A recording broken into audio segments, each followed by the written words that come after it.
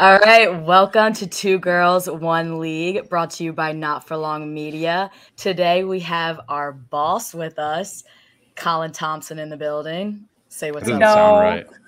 Big That doesn't even dog. sound right. The boss. Big boy. Yes, I am here. I appreciate you guys coming on.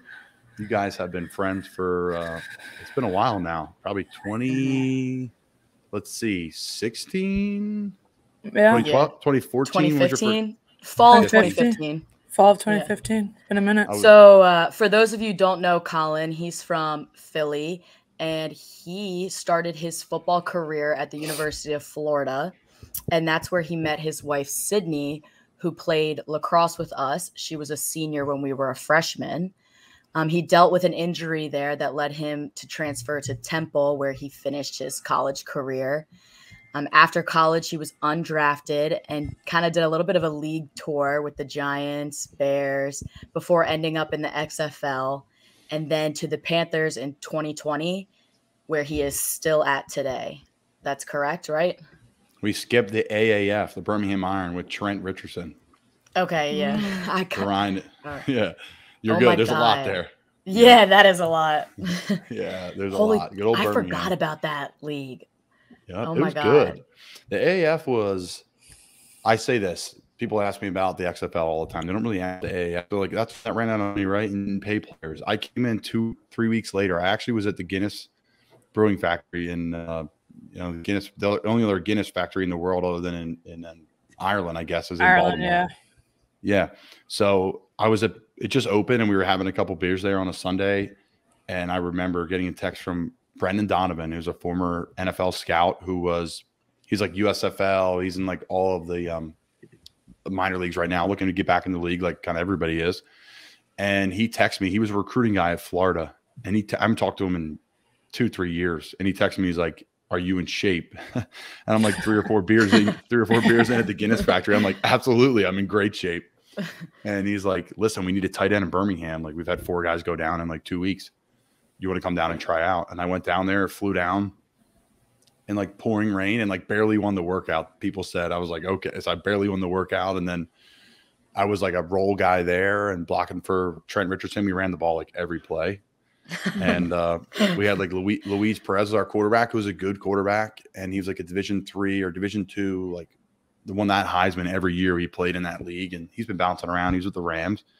So yeah, I was in that league. It was hysterical. But I love Birmingham. You know, I was like, oh man, there's so many better cities like San Diego and I forget San Antonio, like great spots. And I'm like, oh, I'm going to Birmingham because my mom's childhood best friend was the head coach of the team.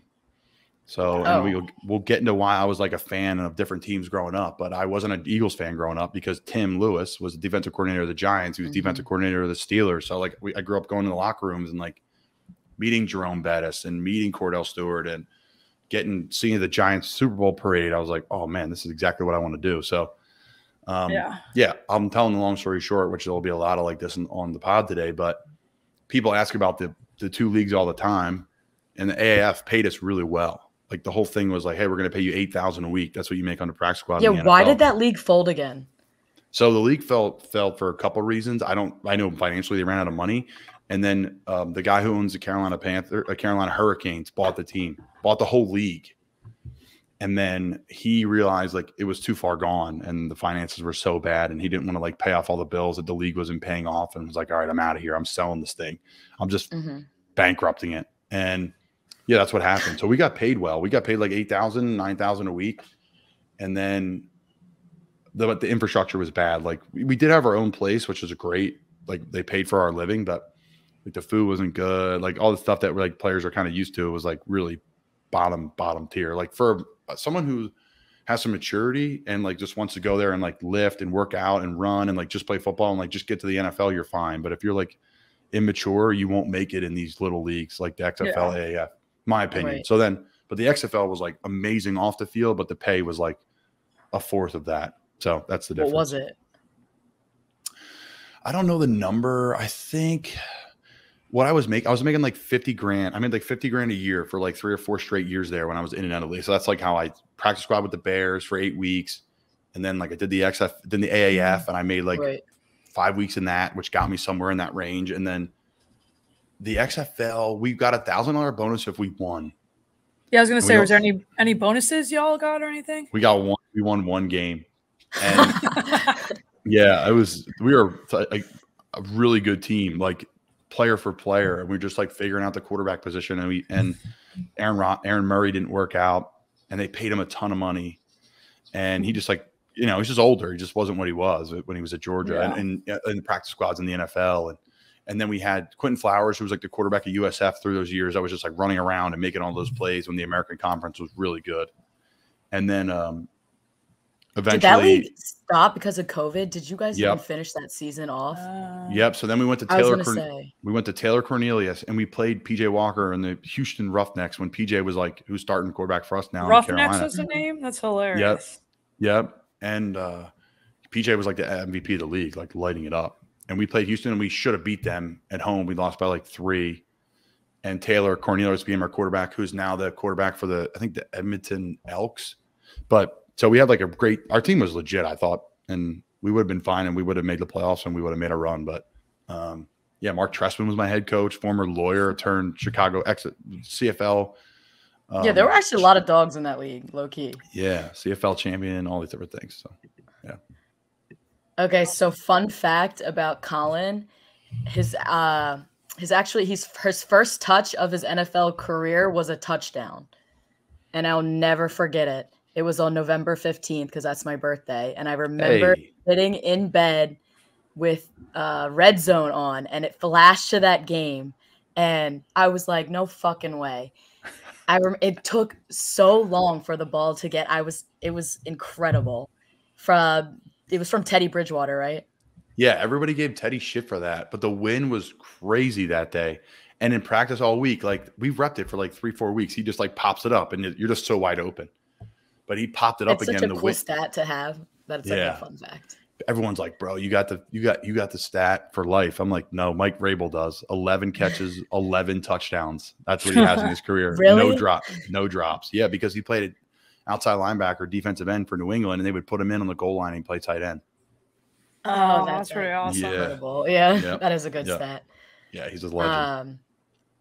And didn't somebody actually put a bet in that day? Did you ever figure out who that was? Somebody won money on having Colin score. Was it the first touchdown of the game? It was first. I think it was first score, and first scorer Colin Thompson. So like the odds were like crazy. Yeah, the odds were crazy. It's hysterical. Like I love like a lot of players like after games will go and just type their name in on Twitter. Yeah, this is great too because I can talk on your guys' show and just spill the beans. Like I have nothing to do with it, but a lot of guys will go on and just like search your name on Twitter. So of course I'm searching my name on Twitter that day, and I love it. Everyone's like all the Snoop Dogg. He's walking around like Travis Kelce. He's like, I'm hot shit. We lost we lost to Tom Brady and the Patriots, and I remember being like, I scored a touchdown, and Rob Gronkowski did not score a touchdown in the game. I'm playing him. And shit you not, they were in the same play in the same spot, and he scored on it. I was like, oh my God. Like literally the same trick play, like the same fake handoff, block, touchdown.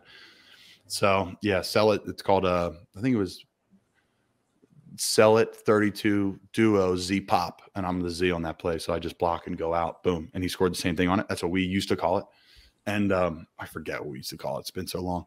But yeah. Crazy, but I remember vividly like coming in the locker room like, oh my God, like we lost and I just scored, like this crazy mix of emotion. Plus it's COVID year, there's no one there, like there's no family at the game. Like I remember that Sydney and all of them were watching in Cape May. What was that feeling though, like scoring the first time, like did you still feel some crazy emotion rush through you in that moment when you caught it and realized? Were you like trying to do my celly, like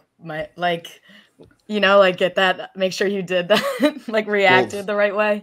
It's funny. Like this is all stuff I've never talked about, but that year, like my whole thing was like to create energy and create emotion and like be a little bit more of myself. Like we always talking about here, like I talk to you guys about being on the show. It's like be 10% more, be 20% more of you on radio because it comes through differently. And when you're broadcasting, I'm like, that was like my mantra that year was like, just, I'm an energy guy, not like a rah-rah, like scream and yell, but like, I'm like a good vibes and trying to have fun. And remember that year, I'm like, you could see how excited I am to score. Like I really was that excited, but it was probably more than I usually am because I know like we're trying to go out and beat the Bucs. We're trying to beat Tom Brady. We're trying to like get it going. This is the beginning of the Coach Rhule era, right? And that year we had a crazy year, good all year offensively. I think we had like 5 guys have 1,000 all-purpose yards or more, and Christian wasn't even healthy. So to be a part of that, and I was like getting a part of. Don't be nice to Christian now. I know I want him on here. He is healthy and he's having a great year, so I'm happy for him. Yeah, but it's been a battle for him. But yeah, so it's a great question, Lopez. Like I was just overcome with emotion like crazy and just so happy. And like you guys know, like the media and all that, that's all cool. And like even your family is awesome. Like it's great. But when your peers are really happy for you and like your coaches and the coaches coming up to me was just unbelievable. So it was something I'll never forget. It's a moment I'll never forget. And it was cool. I think it was the first touchdown of the day or second touchdown of the day. And there's a lot of weird things that I've just come to find out over the years, like not doing research on it. I promise you. But CBS, that was when the Masters were on that day because of COVID. Everything got pushed back.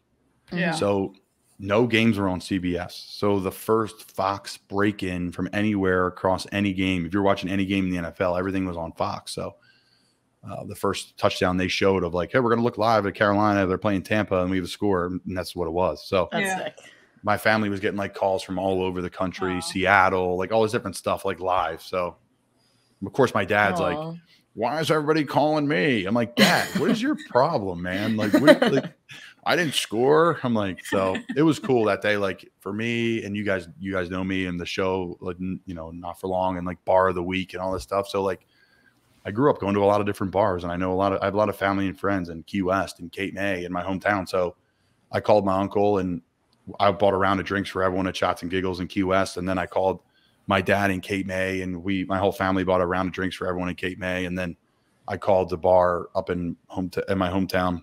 So we bought drinks for the Seaview in Cape May, New Jersey. And then we bought drinks for the Plumsteadville pub, like my hometown pub. Oh, I just got goosebumps. Yeah. So I remember being in Key West with you and the bartenders like asked him, this is months later, like summer, maybe. I don't even know. But they were there in February. They were asking. Okay. Yeah. And they were asking him about it. Like they were still talking about it to this day, like ask him how it felt. And everybody there had watched it. Yep. So, we bought drinks for the Shots and Giggles in Key West, Seaview and Cape May, and then Plumsteadville pub. And then just like, that's all my family and friends. That's where they watch the games every week and come out and support me. And during COVID and a tough time, I was like, this is exactly what I do. And people are like giving me shit for it. I'm like, I don't care. It's exactly what I want to do. So it was fun. Yeah. It was more that it's not about me. And like, it's really cliche to say that, but I'm just like I'm a bit of every coach and every player and every person over the years, like that's invested in me. It's been a hell of a journey from literally like you two on here to like Paige's dad, like having beers with him when I'm at Georgetown and like we're talking about life and I'm not doing well in football right now. Like that means a lot to me. So, I've been fortunate to like pound in my head to like listen to people and like try to, the little things matter and those little things matter to me. So it was more than just a touchdown catch. Oh yeah. So Colin really is salt of the earth human being. While we kind of have you in your feels a little bit for this next question, you really are the definition of not giving up on your dreams. Like, a lot of people would have tapped out after being at all these training camps, not making a roster, being in the XFL, COVID, all this stuff.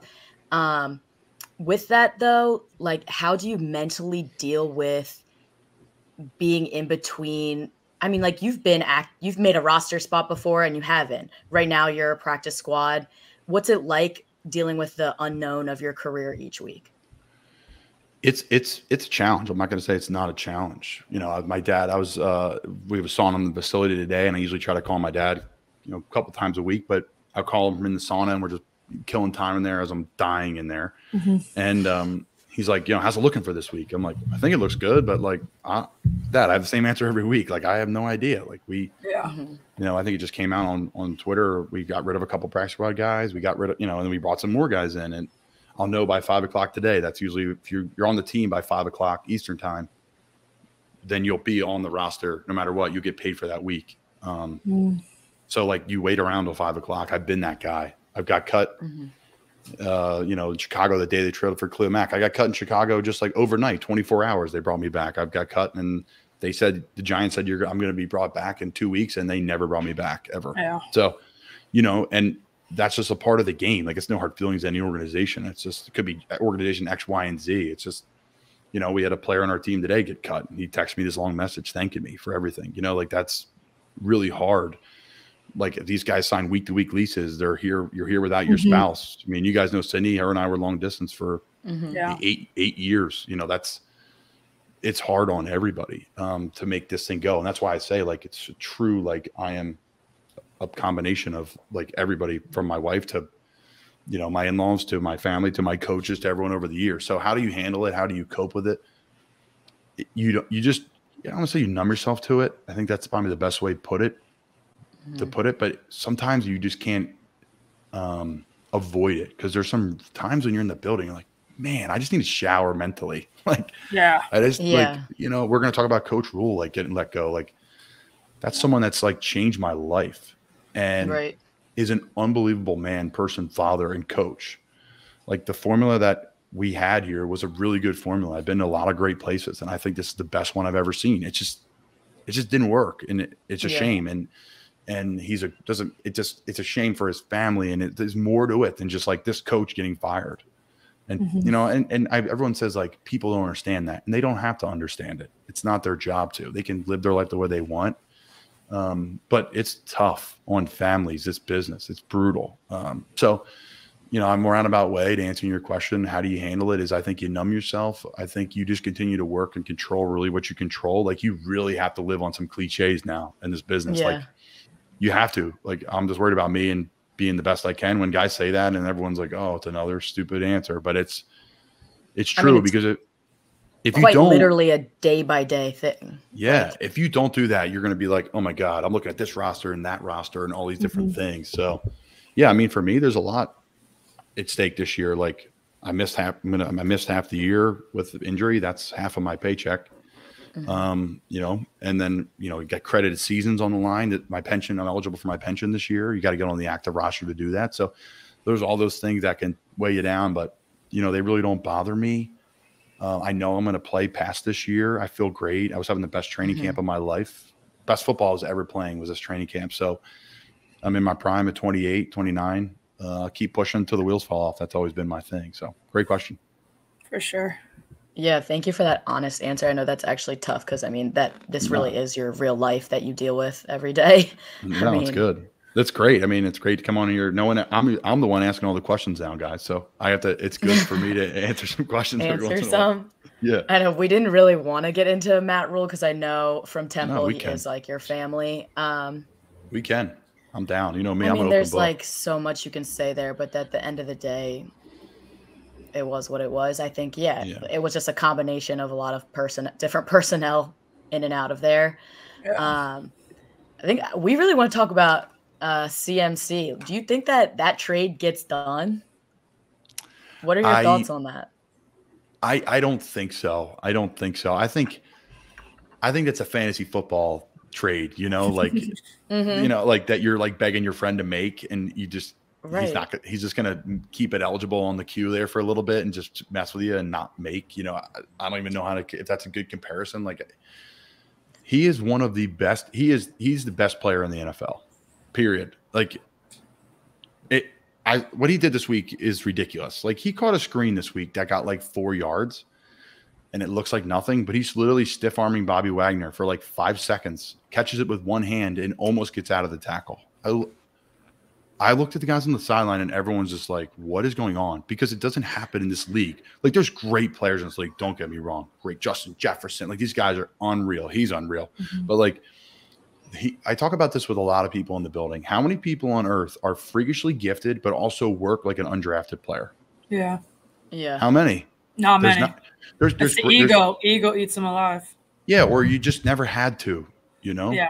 Like, we talk about this with Sid all the time. Like, Sid is like one of the best, probably female athletes, like at one point in time in like the state of Texas. Like, and Sid says, like, I didn't really learn how to work until I got to college, and then I became a better player. Like, she just was a really natural athlete and a great athlete, and has a great work ethic too. But like, not as much as, say, another player who doesn't have that talent, right? So, like, Christian has unreal God gifts, unreal, like just freak.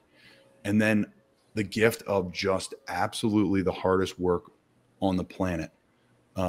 That's C-Mac. So I don't think the trade goes down. To answer your question, I'm going to try to answer everything as honest as I can with you guys, but I don't think it's going to happen. I hope it doesn't happen because he's a great friend, like a great person. I've gotten to know. Oh yeah, I know you'll miss him. Yeah, him and his girlfriend Olivia is unbelievable. You know, we've got to know them really well. So like, it becomes the human aspect of like you don't want anybody to go because we have, and we'll talk about the team, and like we have a legit team. It just has not worked. I've never been a part of anything like it. It's been really tough years. So I don't think C-Mac gets traded. I'll say it again. He's the best player in the NFL. He's unreal. I think the fantasy thing was a good comparison because I actually was thinking about that yesterday when I was with people watching the Ravens game. We were all like talking about it like that. Like, what do you give up for that? Like, it's crazy. Yeah. But then I saw Kansas like moving around some money, a lot of money. Kelsey converting money to signing bonus, and I was like, are they making room? I feel like that happens all the time. Are they making room? Because people were saying loser of Chiefs Bills. That's who's grab. Yeah, that's who wanted to grab him. Yeah. I mean, I don't. What are you giving up? Like, you're going to give up like your whole future? Like that's where he is. And you know, I don't know. And like he's had injuries. Like, you know, every player has. I think he like had like 4 years in a row. I think he had the most amount of touches in the NFL by like hundreds of touches. Like crazy. The dude is. I just can't begin to like. He caught a pass the other day in practice. But yeah, no one's probably even talked about it yet. This is exclusive. Now, how would you know? I mean, there's no media there. So he was running like a flat route in practice, and he was running, and the ball was a little bit behind him. Just the timing was off, and he literally caught the ball. He reached back behind him and caught the ball looking forward and put his two hands together like you would catch it like this, but flipped him around and caught him upside down in his back. Didn't even see the ball. Yeah, just freak athlete. Just a freak. And again, he works hard. So yeah. I was listening. This is a shout out to your pod. If you don't listen to Colin's pod, he has one. You had, I think it might have been a Panthers O lineman on, and he was. I mean, everybody chirps Christian for not being healthy, whatever. But this guy told a story how he went in the locker room and like, wasn't he like throwing up, like so fucking ill? And, this guy's like the toughest, so dehydrated, and they just like shot him up in like a bunch of different places, and he went back out and like ran some more. Yeah, he had like a game-winning touchdown. Yeah, so he was getting these like crazy full body cramps, like he was cramping, and they brought him off the field. And this was a story that Pat Elfline told on my show. And Pat played at Ohio State, won the Remington Award, unreal center, just a great dude, and came on the podcast and was just so funny. And so Pat's telling the story. A C-Mac running off the field, and he's like starts cramping up in the tunnel, like off the field, like full body, just like you are literally locked up. You can't move. Anybody's had a cramp before, like in a leg or a Charlie horse picture in your full body, you can't move. You can't get anything going. So you're getting like pickle juice, all the like salt stuff. You're ripping it, and he was like ripping tons of it, right, to get back. It was like the third or fourth quarter. It was so hot. We just added the turf too, so it's even hotter. It was like 120 on the turf, 130 on the turf. So he goes in, gets the IV. And he's just right when the IV goes in his arm, like the combination of like, I don't know, like coming out of the cramping and all the liquids in his stomach, he just started projectile vomiting all over the room. And then like got uncramped and went out there and like balled out, had like 2 or 3 touchdowns and sealed the game. Like everyone the thing is that people understand is like, and again, I think if you talk to a fan on like a personal level, they get that of course he wants to play, but like sometimes make it out like he doesn't want to play. I'm like, yo, this guy. Yeah, they know they do. I was completely that really changed my perspective on him because I was like, oh damn, like he's really like a grinder. Like he's like that. Like he is he's trying, like he does everything possible. And I'll come out with stories later on in life when him and I'll come on your show again, and him and I will talk about things that I can never share. But he does everything possible to get out there and play on Sundays, and like he's a dude. Like he's that guy. He's a dog. He's a dog. He's got that dog in him. Show that X-ray. Yeah, show that X-ray. Show that X-ray. Yeah. Show that rib cage. Yeah, those are unbelievable to me. Whoever thought of that and came up with that, like, it's hilarious. Hilarious. I forgot who it was. Someone pulled his hamstring this weekend and like continued to play, and it was just a picture kicker. of like, yeah, just like a pit bull on the hamstring. It was hilarious. Speak of guys that you might have wanted to see go, not guys that you don't want to go. How are you feeling getting Robbie Anderson out of that locker room? Robbie, yeah, I mean, obviously a tough situation that happened on the sideline. I was right there. Can you spill anything on that, or?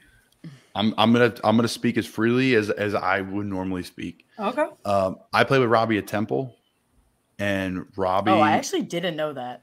Yeah, so Robbie and I go way back to 14. Oh wow. Okay. Yeah, like literally the first time he came to me, he's like, "Hey man, I was on a flight with you to Fort Lauderdale one day." I was like, "Really?" I'm like, "How'd you know that?" He's like, I thought it was you, but I didn't know if I was gonna say hi. I didn't know, like, I knew who you were from Florida and you were transferring in. I was like, all right, like that was the first time we met.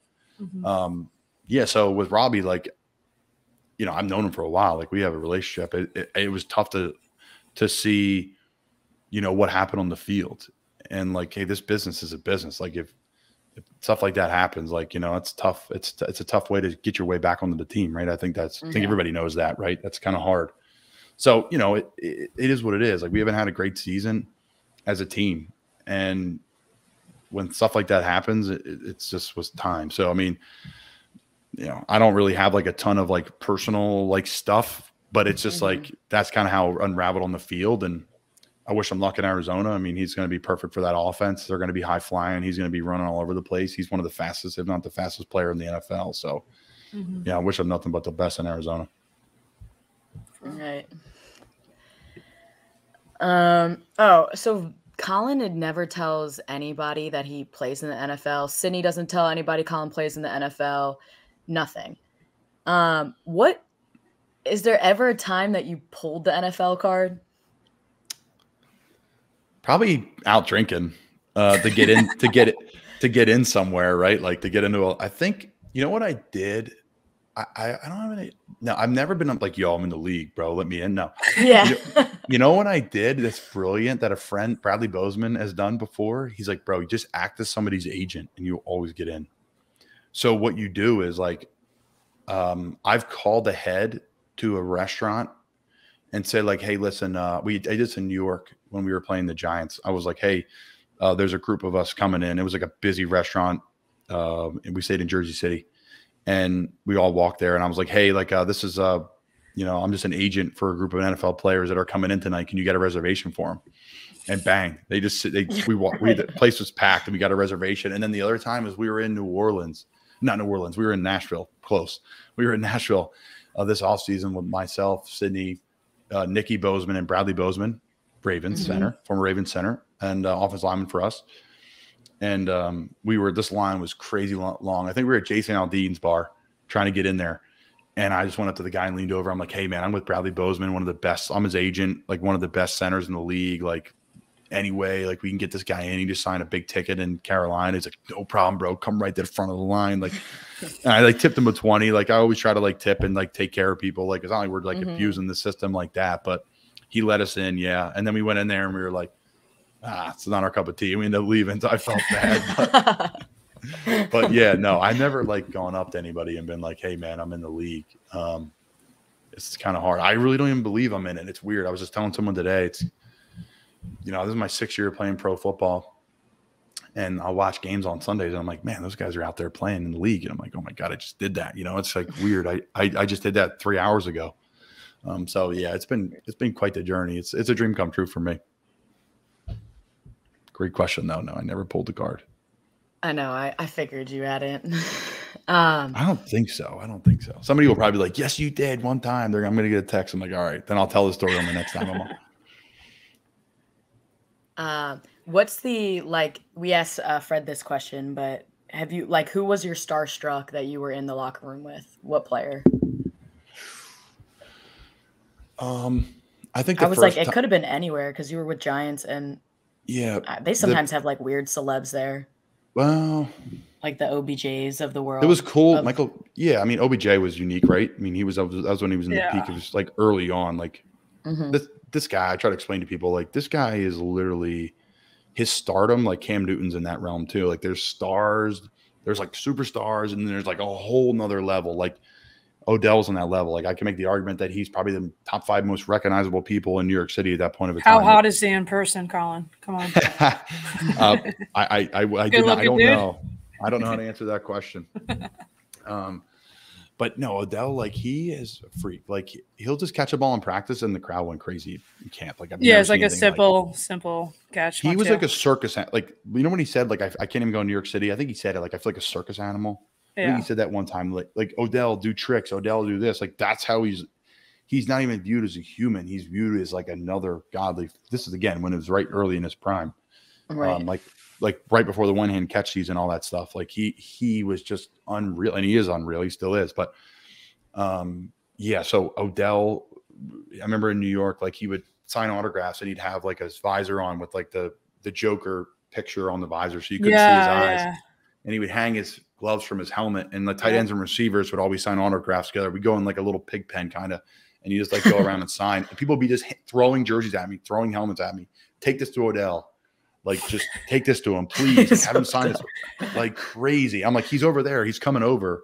And he would sign for everybody. He would. And then he would leave. But, like, it was he would do, like, backflips at practice. The place would go bonkers. Like, he has, like, Antonio Brown energy, but, like, he's, like, controlled. He knows how to use it. He's controlled. Yeah. He's like a normal guy, you know, and no doubt. Yeah. So, yeah, I mean, he's got he's just an interesting guy. Like, you could be a pro in a lot of different sports. Like, you could have ran track, like, just a freak. Another guy out of like New Orleans. That's just New Orleans, like their own state of football. The guys that came out of there, just so many freaking good players, every position. So I would say Odell, Michael Strahan was really cool to see. I grew up watching Michael Strahan. I would love. He was great. Alex, he came to practice and he just like cursed the whole time he spoke to the team. I loved it. It was like so not Good Morning America, Mike. Like, you know, almost like he was like yearning for that. Did you see him before he fixed the gap or after he fixed the gap in the teeth? I'm bummed he fixed the gap. The gap's awesome. I know. He should have kept it. I think it was before 2017. I could be wrong, but somewhere in that realm. So Mike was great. Eli was great. Sydney's family is close. You know, Sydney's cousin, dad's cousin, or Sydney's cousin is friends with Peyton Manning. They're very close. Oh yeah, she has that pic with him. Yep, a great pic as a kid of Fred Dupree, Sid's dad, and Sid talking to Peyton. Sid's cousin Chip was Peyton's receiver in high school, and then Chip went on to run track at UVA. And he's in Charlotte here too. He's a great guy, but he ended up. Long story short, they like have a relationship with the Manning, so that was cool. So Chip texted Peyton, and then Peyton, Eli, like said, maybe Chip sent Peyton an email, and then Peyton forwarded the email to Eli and was like, "Hey, you know, Sydney's boyfriend is going to the Giants." And Eli was great. Came right up to me the first day, like, "Hey man, I got the email from Peyton. Nice to meet you. Like, whatever you need, man." Like, that's a huge thing. Usually you have to earn that first interaction. Yeah, right. And Eli's very awesome. Like, people see Eli's face on TV, especially in Philly. Like, look at this guy. Like, he's kind of dopey, but he's not at all. Like, he's super smart. He's super funny. Like, Eli was great. Told great stories of, like, you know, grabbing beers with guys during training camp and like smoking cigars and playing cards, and just like a normal guy in New York City, like having fun when he was like a rookie. And the Mannings are awesome. So I met him. Eli was great. And then I think for me, like, another player that I was really starstruck to play against was my first year in Carolina. Our first game, I was inactive, and Jason Witten was playing for the Raiders at the time. And like, I'm a huge Witten fan. I've always been. I've watched so much film on that guy, like crazy amounts in college. Like, I would just, every Dallas game, I would get the tape and watch it on Monday morning, first thing, and like watch his stuff, how he did things, how he negotiated. Like, I feel like physically, I'm the same height and weight. We play similar.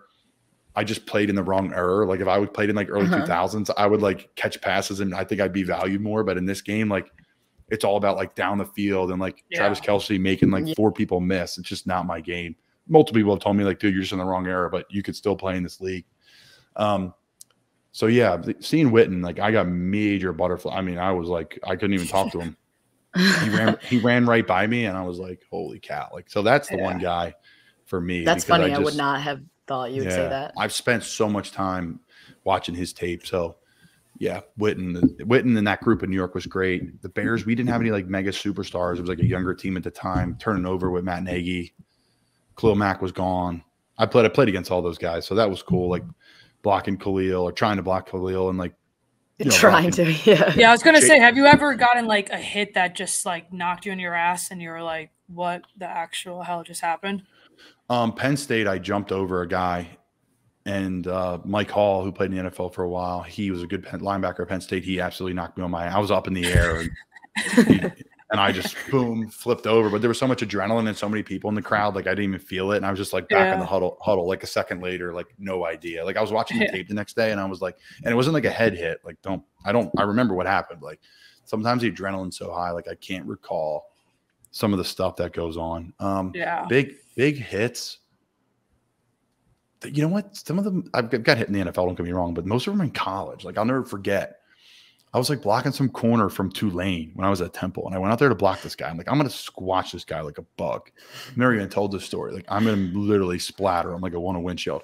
And I go out there to kill him. And literally he drops his head and drives up through mine. And like, boom, I saw like so many colors and stars, like, and my like nose was bleeding. I'm like, who is this guy? Like, I'm not messing with him again. So, yeah, I've had some interesting ones over the years, but luckily I've been blessed, you know. I haven't been nothing too many shots. Yeah. No. You're seeing it a lot now this year, which I mean it's been in the past, but I feel like a lot this year. A lot of concussions, ACLs. They just hit the 30 mark for ACLs. They just reported, which is crazy already. But damn. Yeah. Yeah. I mean, there's a lot to unpack there. Everyone's saying it's the turf. The turf stinks. I know, right? What do you think about that? Everyone's like blaming the turf for all these injuries, CTE, like. Well, I'll say this. I bet you the turf has more to do with the head stuff than the knee stuff. And someone probably listening, like, you don't know what you're talking about. You're not a doctor. And you're right. I'm not a doctor. But from playing the game, like, I've taken headshots. Don't get me wrong. And the worst headshot I ever had was in high school. And we were at Cardinal O'Hara High School. And I made a tackle on a kid. And I spun around and wham, I slammed my head on the back of the turf. And that was the worst headshot I've ever had by far. Yeah. And I remember being like, I need to come out of the game. And I pulled myself out. But, yeah, it was, you know, the turf and the head stuff. We see the Tua stuff. You know, I think my argument with all that is like, why do we keep showing these replays? Like, I get it. You got to show the replays. But that's it. Amazon Prime loves the replays. Zooming in on them. I get it because, like, people want them. But, like, show that for a one-handed catch. Show that for all that. I keep showing those replays. But right. But they do like slow-mo too. They like slow it down so you can see every millisecond. And I understand both sides of it.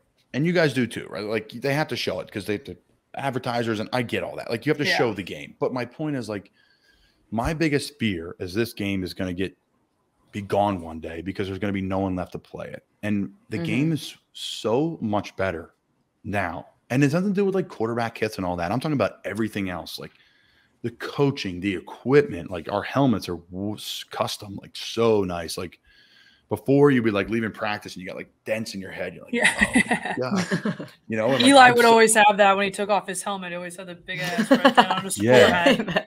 That's put a hat on. Get the hat on right away, Eli.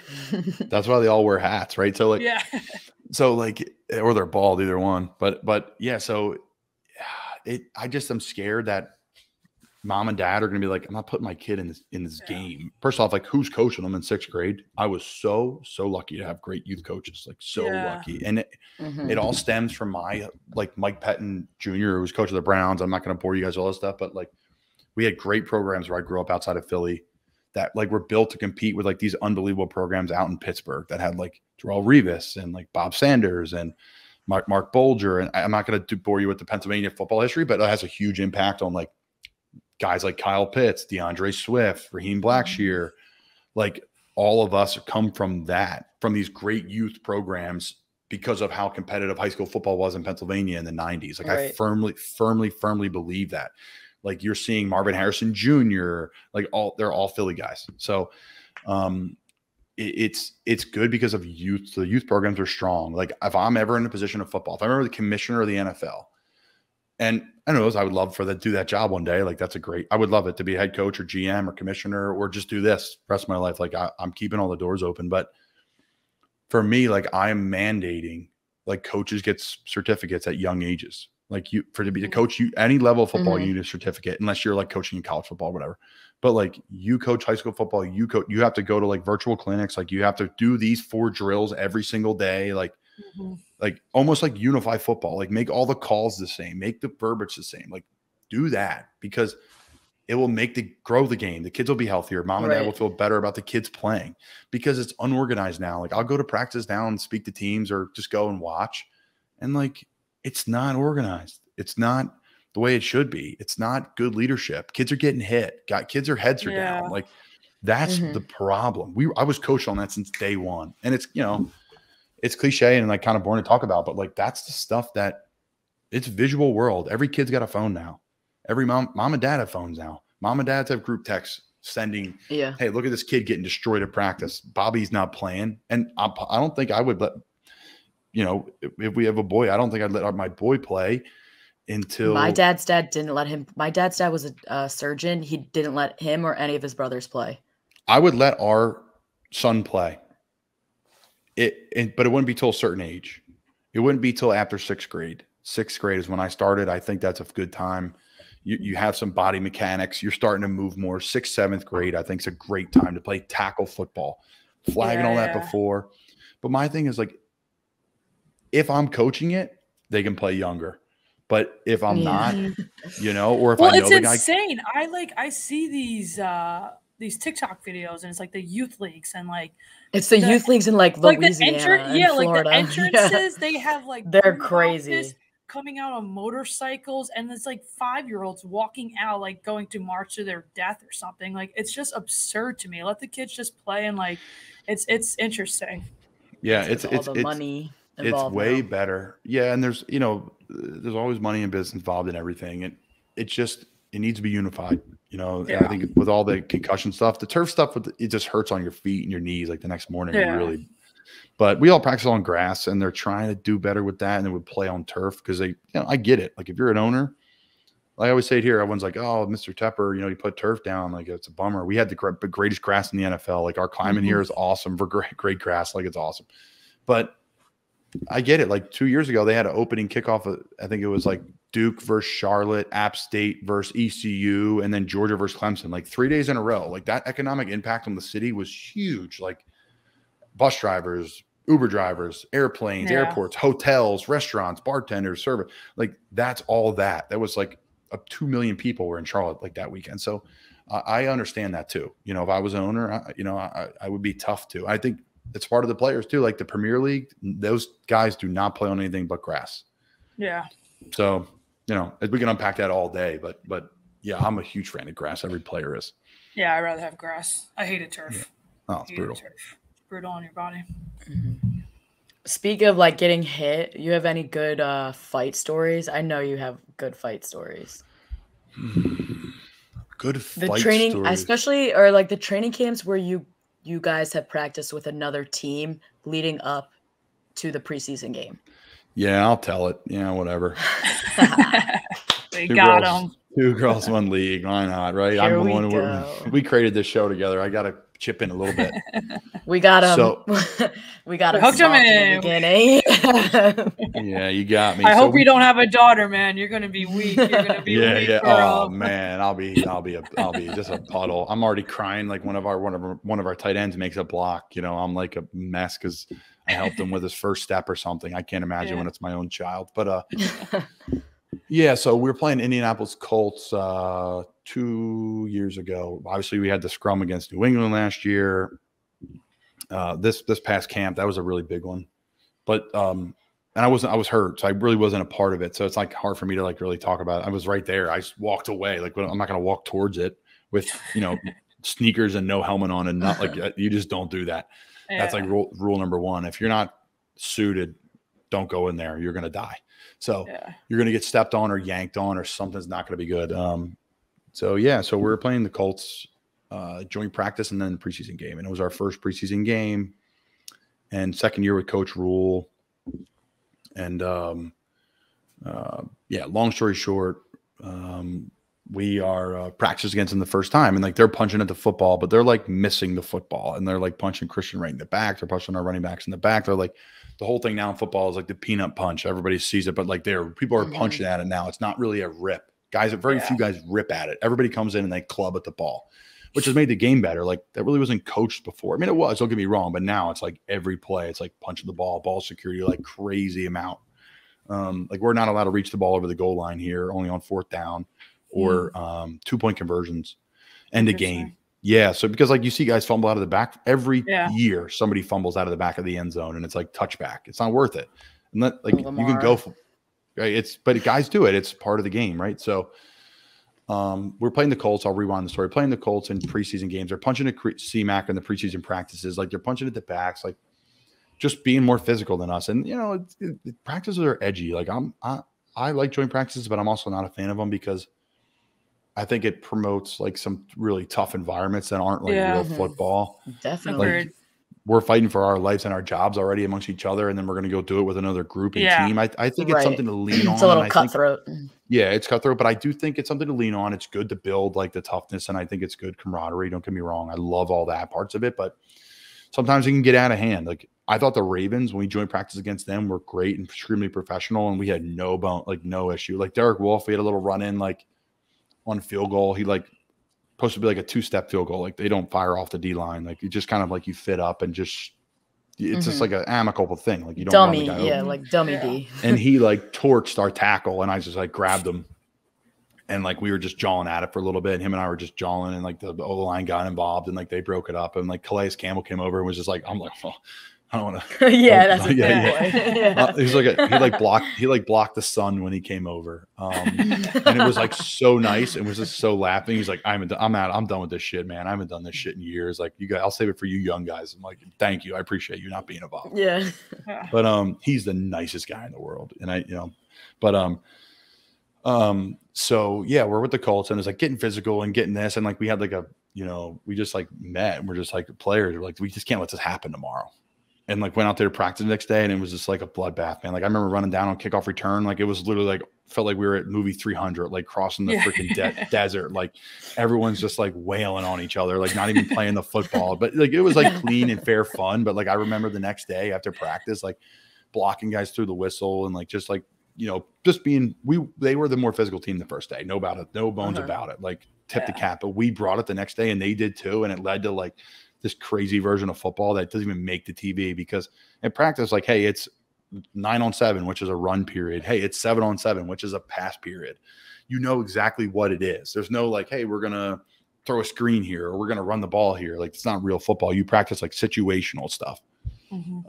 So yeah, long story short, like I remember the next day, like I could barely open my hands up for like, we were 2 days on with them, a day off, and then the preseason game. Like that next morning, that day off, like I barely could open my hands up. And then we played them in the preseason too. And the game was completely normal and amicable and way easier than practice, like way easier. So nothing like crazy fight stories, like in the locker room or anything. Like I'm trying to think over the years of a guy that just like teed it up with somebody.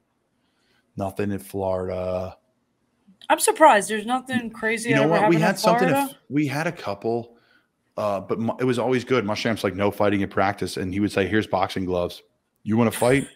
Go fight in the locker room." And I thought it was brilliant. Like I'll probably take that as a coach too, because it never got to the locker room. Like guys were all like buddy, but guys would be buddy by then, and it never happened. Yeah. So I thought that was really good by Coach Muschamp. That was cool. Alex, you had a question you wrote down. We're not asking that question. That was a joke that I wrote down. We're not.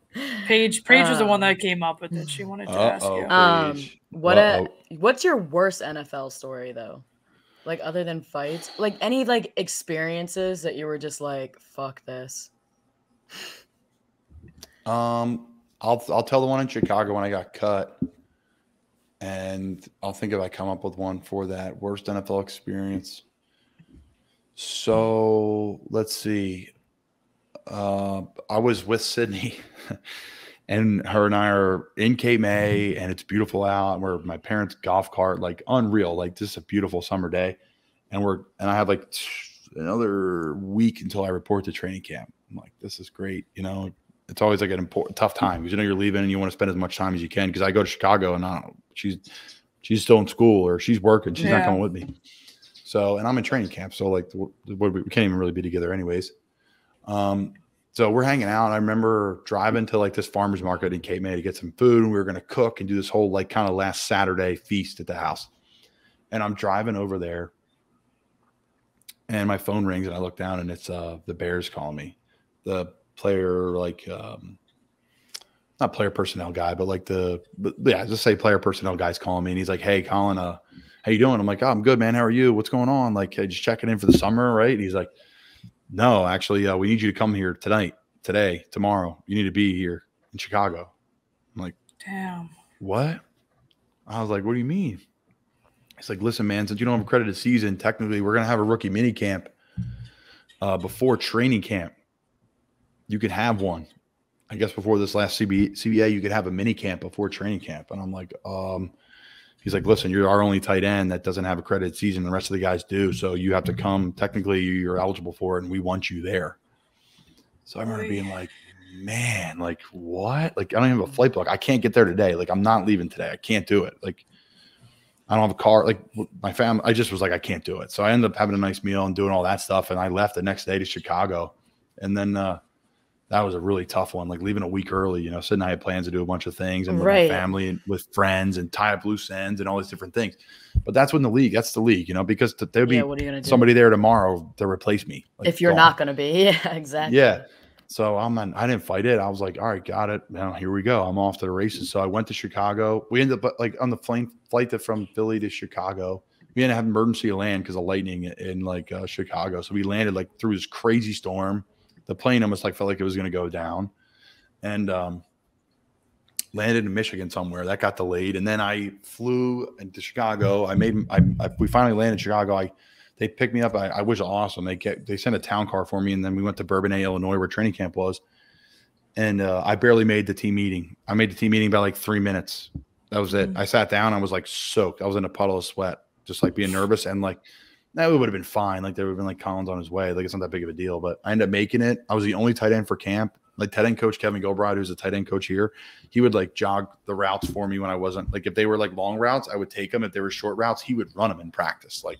And they would like throw him the ball and stuff, like because we had no other tight end, and just to get our wheels going and all. And I thought it was an advantage because I got there and I got my feet under me a little bit, and I did really well in the run test. And like, but man, we ended up playing 5 preseason games that year because we had the Hall of Fame game when Urlacher and Ray Lewis went in, and which was cool. Like that was an awesome experience. Like we were lined up on each side, and like Urlacher like went down the Raven side and shook all their hands, and like Ray Lewis came down and like shook all our hands, which was really cool. And like if you play in that game, you're in the Hall of Fame forever. They say like your picture of each team and like your name will be in the Hall of Fame. So that's cool. You know, take the kids there or whatever one day. But yeah, so like that year was crazy. We played 5 preseason games. I remember being so tired, like crazy, being the 6th tight end. Like you have to perform you 6 days a week you're on, and you have 1 day off in camp.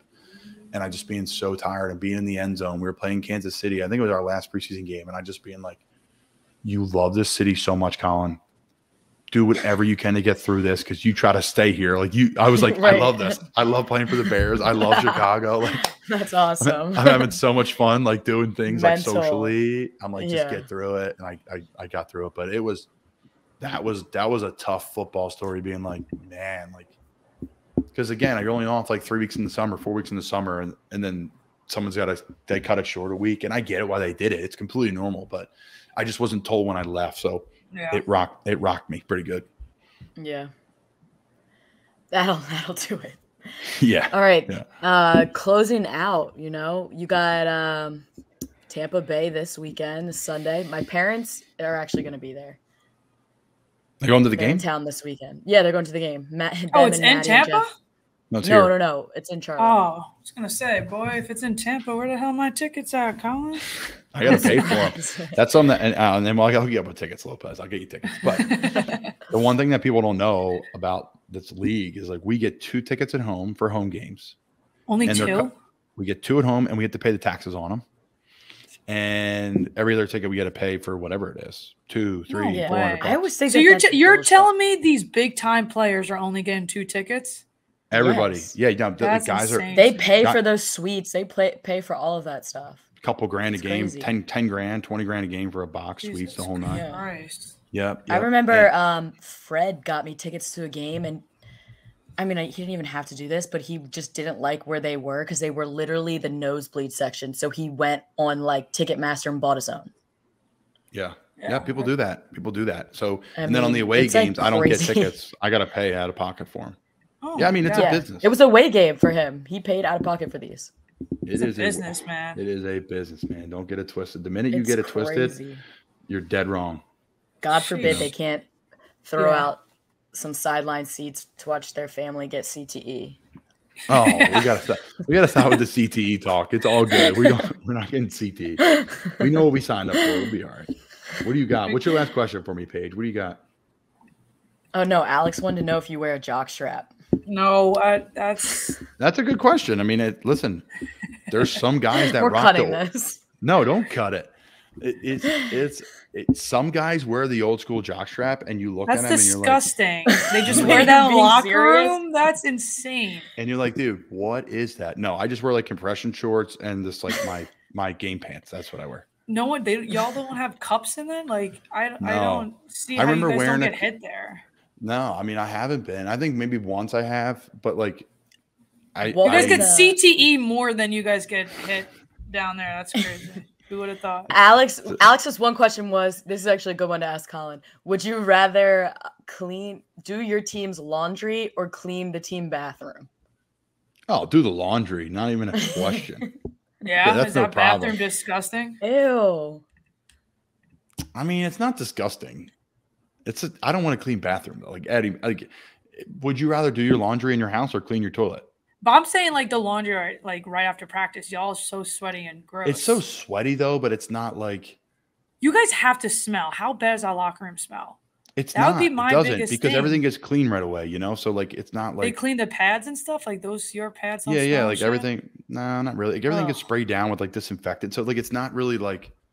It's not a high school locker room, you know, where it's like those pads have been sitting there since like 50 years old, you know, and you're like, oh man, like Merce is everywhere. No, yeah, we're spoiled. We're spoiled. I would do the laundry any day of the week. I would do the laundry in my house over cleaning my toilet, like anybody would. Yeah. I hope so. Maybe.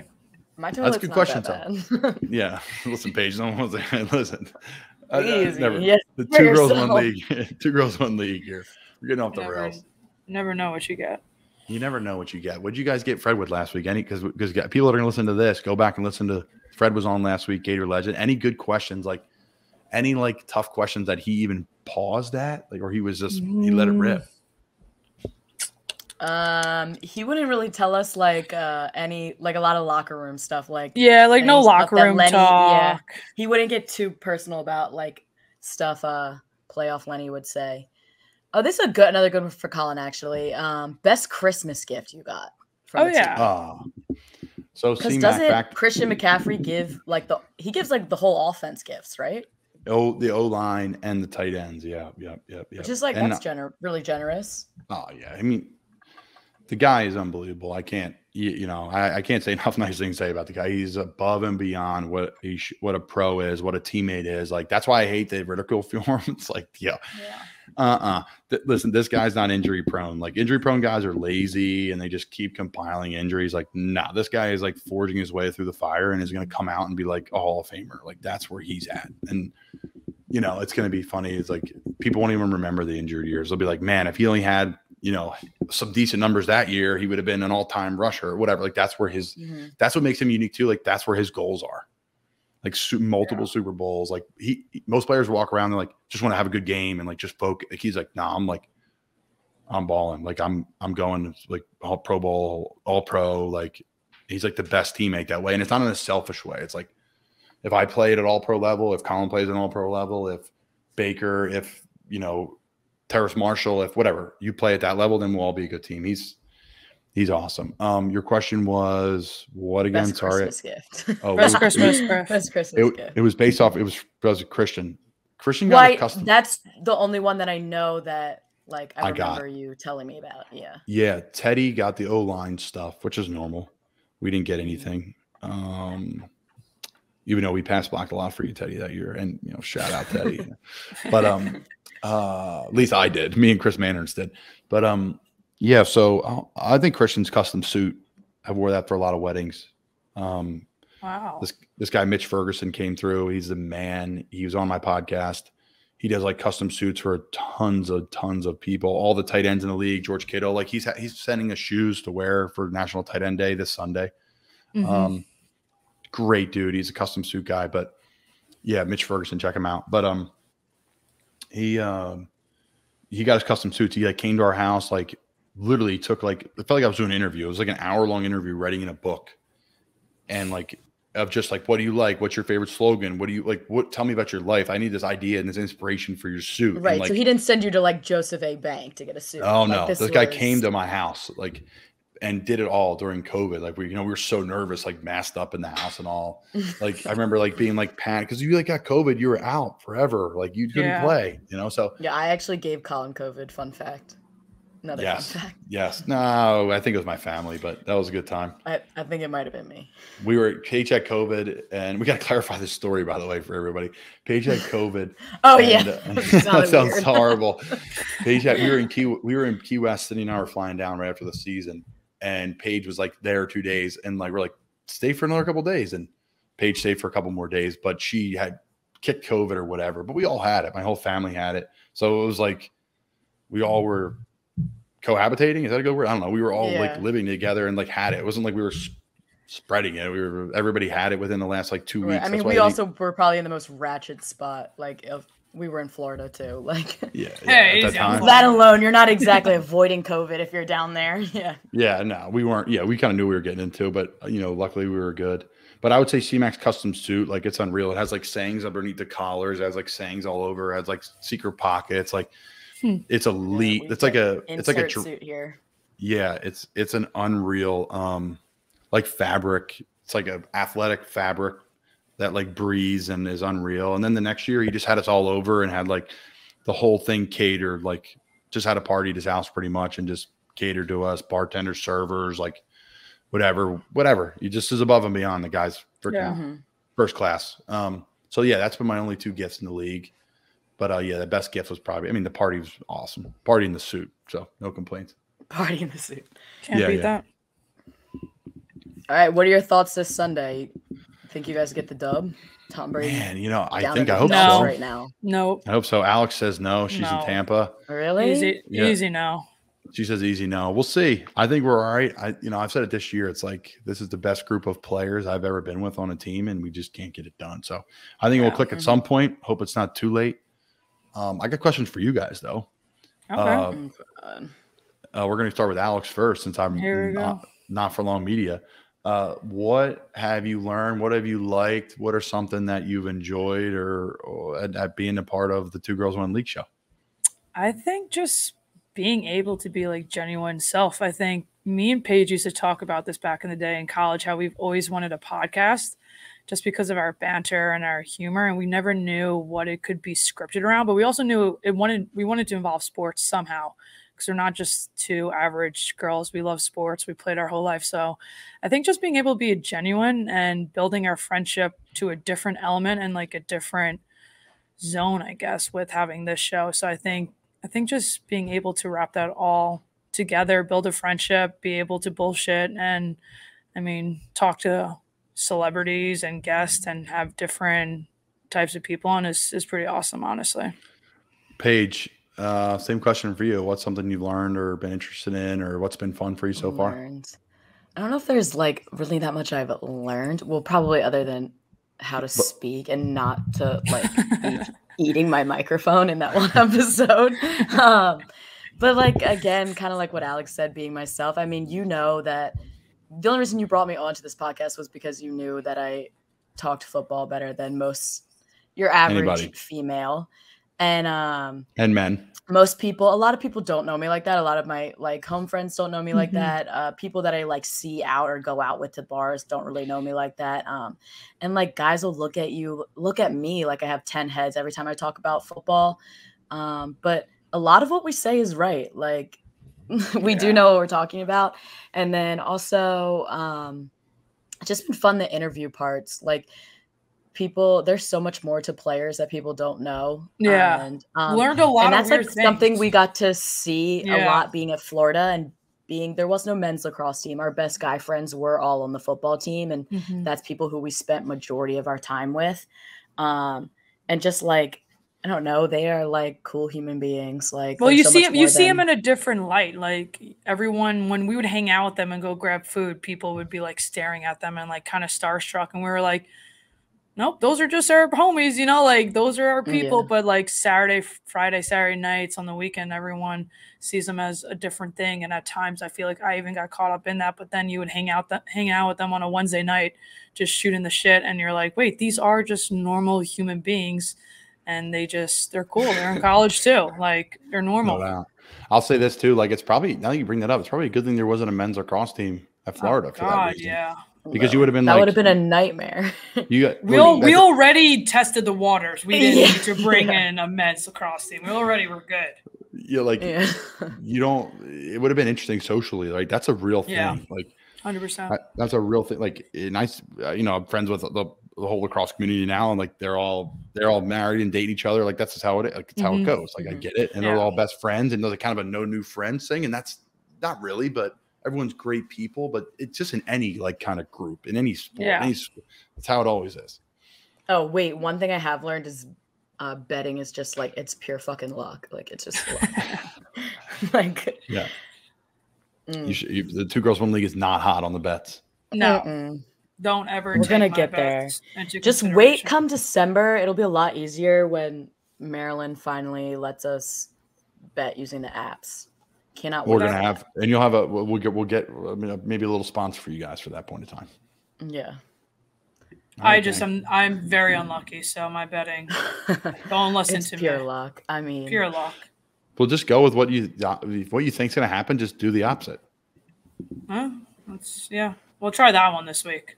That works for Alex and these Giants. Yeah, actually, the Giants. Alex is on like a 4 or 5 week game stretch with heater. She's on a heater. Every time she says the Giants are gonna lose, they win. So she's been saying it every week, and it's been working. And it honestly pissed me off last week because I called it. But we'll get into that. I had skin in the game, so I was like, could you not do that? But Colin, thank you so much for joining us, man. We appreciate everything you've done for us, this podcast, and love to have you on again, my man. Appreciate you guys. Man.